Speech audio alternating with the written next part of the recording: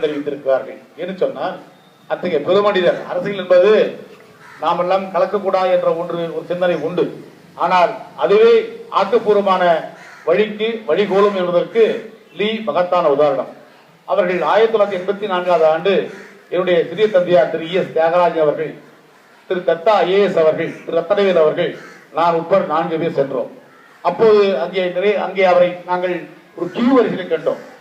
ஒரு சாதாரண ஒரு மல்டி ஸ்டோர் சொல்லப்படக்கூடிய சந்தையிலே அவர்கள் நின்று கொண்டிருந்தார்கள். அங்கே எங்களோடு வந்த பெருமாள் முதலியார் அவர்கள் ஆரணி, வடற்காடு ஆரணி அவர்கள் நிறுத்தி, இவர்தான் இந்த நாட்டினுடைய பிரதமர் என்று சொன்னார்கள். ஒரு நாட்டுடைய பிரதமர் வரிசையில் நின்று பொருள் வாங்குகிறார் என்று சொன்னால் எங்களுக்கு ஆச்சரியம் தாங்கவில்லை.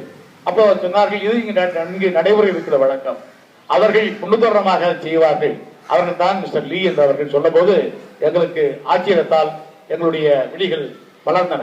அந்த அளவிற்கு மிக எளிமையாகவும் நேர்மையாகவும் கட்டுப்பட வாழ்ந்த திரு லீ அவர்கள் சொன்ன வார்த்தையை நான் இங்கே நம்முடைய மாணவர்களுக்கு நான் சொல்ல விரும்புகிறேன். 1984 ஆண்டு ஒரு மாநாட்டில் அவர்கள் பேசுகிற போது, நாங்கள் இருந்தபோது அந்த மாநாட்டில் பேசுகிற போது அவர்கள் சொன்னார்கள், நம்முடைய நாடு சிறிய நாடு.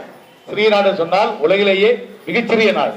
இந்த நாட்டிலே இயற்கை வளம் குழிக்கும் கனிம வளங்கள் இல்லை, தங்கம் இல்லை, தோண்டினால் நீர் இல்லை, வருவதற்கு மின்சாரம் இல்லை, எதுவுமே இல்லாத ஒரு கட்டாந்தரை பூமி இது.